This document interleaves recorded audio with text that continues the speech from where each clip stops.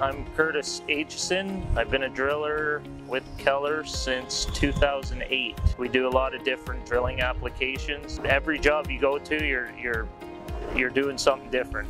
It's not like you're in the same scope of work day in and day out, and it keeps it fresh. The traveling is the best, most memorable stuff for sure. We did a project for the Hebron oil rig there, and we had to drill off of a barge out in the bay, and it was really interesting. Fleming did prepare me for entering the workforce, but once you got in there and seen what it was all about, and the hands-on, and the co-workers really took me under their wing and helped me progress. If I could give advice to a new worker coming fresh out of school that's never worked in construction, is be patient and just be safe, and know that in time the experience is going to come, and don't be worried about getting on the rig instantly. Like, stand back and learn and really